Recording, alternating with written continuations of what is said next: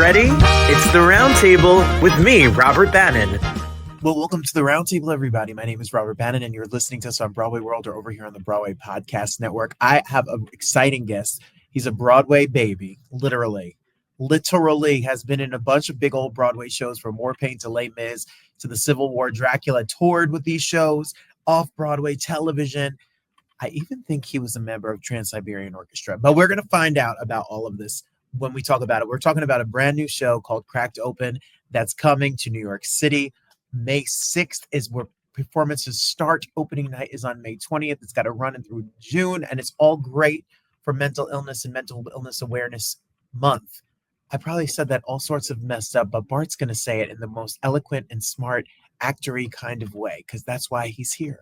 And I'm really excited. He was on our other show during COVID, like 116. Doesn't COVID feel like 116 years ago? He was here then, and Bart's back. Bart Shatto is here. Welcome to the show. Hello. Hi, Robert, my New Jersey brethren. I was going to say, are you still out there in New Jersey? I'm not leaving. Ever. I'm not going anywhere. We have the perfect place, my wife and I, in Secaucus, New Jersey. Not Secaucus. It's Secaucus. And you got to say it like that. Secaucus. And we've got this great place here in Carmen Cove, off the Meadowlands Parkway, and we have $1 million view overlooking the Hackensack Inlet and the Meadowlands and the MetLife Stadium. It's amazing, and it's a gated community, and with dog paths and bike paths, and it's a serene, idyllic. It's better than Central Park, folks. Bart. And you can jump on Route 3 and you could be in New York City. It's unbelievable. And now with the congestion pricing and everything, I just swim right through that Lincoln Tunnel in 5 minutes. See? It's amazing. See? My life is so much easier. I love Secaucus. I love Secaucus. I love Hudson County. I love that I can meet you at the malls and the shops there.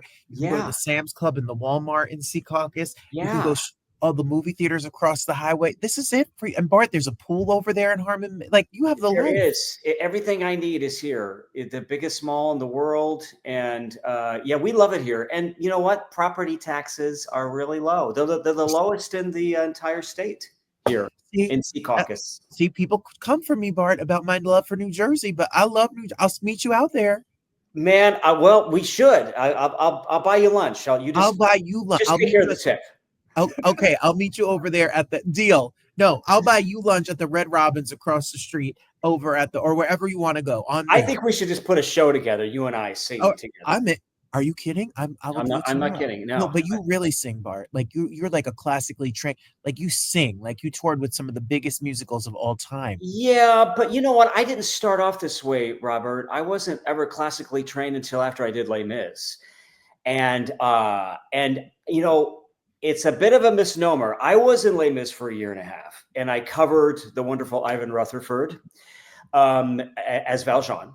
But I only went on once a week until I got Les Mis at Surflight, and we extended us. It was an 8-week run, and I had to play Valjean 8 shows a week, and I was like, dude, I don't think I can do this. And I had a difficult time. And then after that, I said, okay, I'm going to get real training. So I decided to get a guy from the Met Opera in Jersey, who also lives in Teaneck, New Jersey, who trained me in the bel canto technique. And I studied with him for 2 years after I did Valjean, and singing better than ever. And now, Frank Wildhorn hates to hear me sing because it's like, Bart, you sound too classical. That too much training, but I get too much training. He was mad at me. But you protected your voice will last. You could be 110 years old and sing like that. It's unbelievable. The bel canto technique is, I think Kelly O'Hara has also been taught in the bel canto technique. Some of the best singers, Pavarotti and Domingo have been trained in that. And so I've never sung, and I just turned 60, and I think I'm singing better than I've ever sung. Well, if So you're a young student out here and you want to learn how to sing, find a teacher who's bel canto, because the colors of your tongue and yes, the smile in your eyes and all that open jaw, you'll sing with strep throat and not feel. I'm dead serious. It's no. it's amazing. They call it the highly intelligent scream. I know it sounds like it's painful, but it's not, because it's like every time you're singing, you're putting pressure with your diaphragm up against your belt. So it's like it's kind of like this to learn, but there is so much. It's almost like a workout in a way. I It mean, is. Yeah. you should be working hard when you're singing. It shouldn't be. I mean, you really should be working hard down here. It's like I liken it, and my voice teacher Anthony Lachuro, who's amazing, likens it to like a duck on water. Like you can see, he's very placid on top when he's swimming, but underneath he's doing this. Right. But your diaphragm should be doing that as well, doing all the work. But also, there's openness in your throat, and and so I'm not the right person to explain it, and I can never teach a voice lesson in my life. And I'm still trying to apply the technique to my singing. But all I know is that it works, and I can sing for hours, and I can hit B flats and B naturals and high C's. Oh. And at 60 years old, it's just incredible. So, I wish I could do that. I call myself a lazy tenor. No, that's a lot of work, Bart. I can't get up there. I'm tired, Bart. So, when you are out here singing, and we had Nick Cartel, who's on tour with Les Mis for a long time, and he's amazing. And I said to him, "How do you take care of your voice?" I mean, Yeah. it is such a beast. And then I was joking in the introduction about Trans-Siberian Orchestra. They put on a big old show, and they make you all sing and sing. Yeah, Singing has been such a part of your. I mean, you are a singer. It has been. And that was about 10 years of my life, and it was an incredible 10 years of my life. And but what I was called upon to do in Trans-Siberian Orchestra was just be like an actor. So because my song was a song, and of course I had to sing, but I played this character called Gerald McNally, and he was a homeless guy, and you can see it on YouTube, by the way. But I donned this homeless guy garb, and I played this whole character, and I come on stage, and I do a pre-show before the show out in the venue where I'm digging through garbage cans. But I mean, of course, you still have to sing, not classically, but you still have to be able to sing and sustain. But it was more of like a Jim Croce sort of folk song that I had to sing. It didn't require a lot of high notes. It was so, that was my moment in Trans-Siberian Orchestra. No high C's. No high C's, not in that. So I was called upon just to do that. But that's something that I created during the 10 years. That was kind of a novelty act with TSO. So I was never really I didn't have to be a rock tenor, even though I could sing that. But I can't sing. You know what my wife always says, please don't sing rock. Please don't sing pop. Please don't. You're singing off half your voice, and you don't sound as good, and you sound like you're straining, even though I love to sing pop, and I love to sing Air Supply and Journey. He's got the high notes. See, those are the groups. I know, and Foreigner and Bob Seger. I love to sing all that stuff. And my wife says, "Can you just sing musical theater, please?" But Bart, your project that we're talking about today, which is called Cracked Open, everybody, which is a play. It's a play. I do a lot of plays and then film and TV, and I get the chance to do. I vacillate between all of these mediums and genres, and that's what I love to do. And I'm always an actor first, but I love to sing. But this is a play. It's a really intense play. It's a 90-minute play, and since we are addressing Mental Health Awareness Month, right? Is it covering just the month, or covering like an entire? I think it's the whole month of June. It's the whole. Yes. Yeah. The whole month. And so that's why Cracked Open that's why our show is so important, because I believe that mental awareness, mental health is such an important part of our lives. I mean, and this play takes place in 1995. And we realized that from 1995 to now, there hasn't been that many advancements in mental illness. And mental illness is, Robert, is this huge swath of things. It's not just schizophrenia or bipolar, it's depression, it's anxiety, it's all of these things. In fact, here's some statistics. You can always Google this, but I'm just going to let people aware of what's going on, of what's happening. In 2021, 4 years ago, 57.8 million US adults, or 22.8%, experienced mental illness in this country. This is about 14.1 million adults, or 5.5% had a serious mental illness like schizophrenia or bipolar in a given year. That's and it says 26% of Americans age 18 and older experience a diagnosable mental disorder, and 9.5% suffer from a depressive illness. These numbers are insane, and in this play, it affects a teenager. I play the father of the teenager, and it affects a family.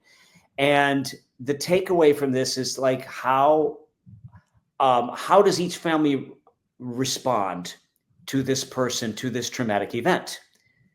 And each person responds differently. I had a personal experience recently, and in fact, it happened within the past year. I'm not going to get too personal about it, but it was a personal experience that happened with me, with someone close to me that had a mental illness situation happen, and it was shocking, and it happened so quick, and this person has received help and is back to where they were from the beginning, but every family member dealt with it in a different way. And so I think that's why this play is so important. Is the takeaway is that my favorite line in the play, I don't want to give it away too much. My favorite line in the play is that maybe that's why we're all here, to take care of each other and to take care of those people who are afflicted with some sort of illness. And we have to take care. And you look at the streets of New York. I was having lunch with a friend, a very close friend of mine, and he said, "Bart, I'm most afraid of mental illness in this city. He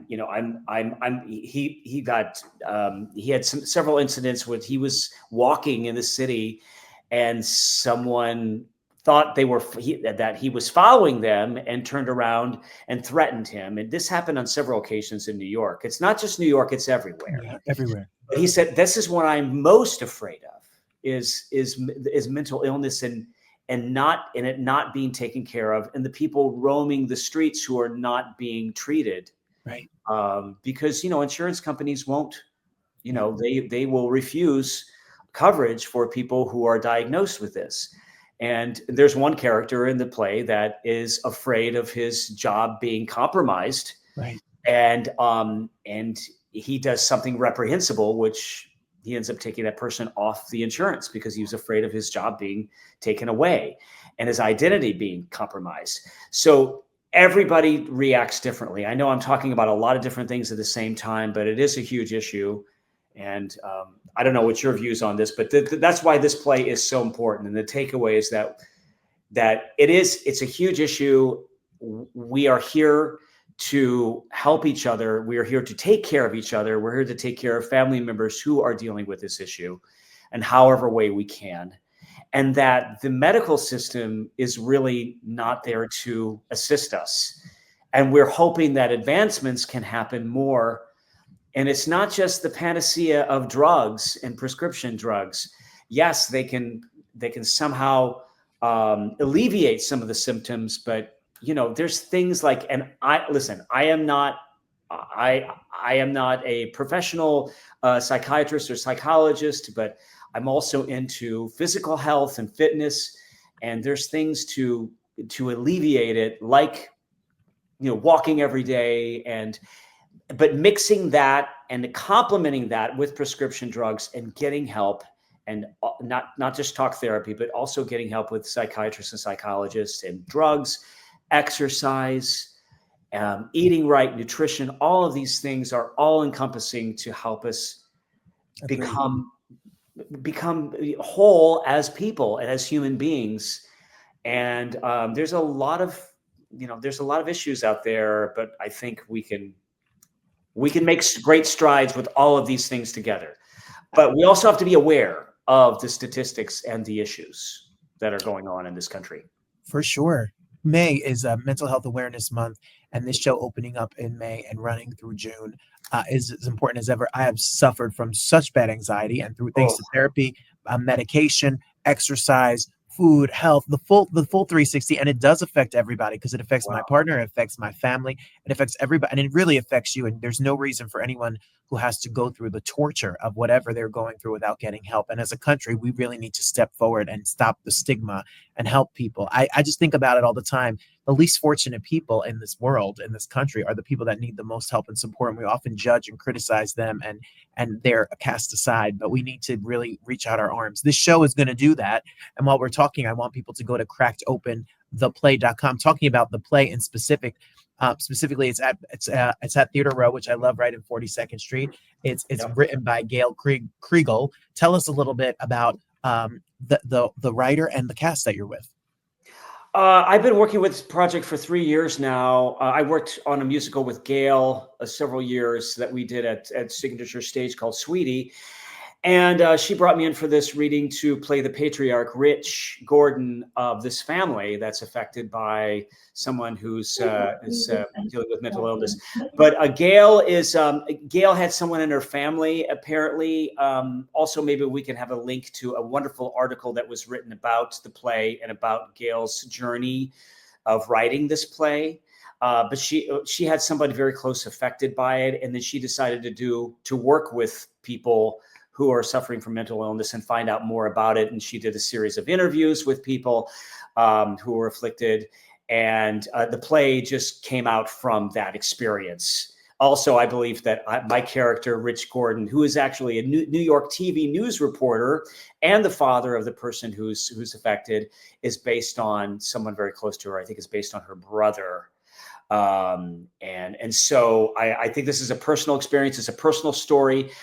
It takes place in 1995, where there were a lot of stigmas, and so there's a lot of things that happen and things are said in the play, which I'm sure people your age, Robert, or even younger would be like, I can't believe you got away with saying that.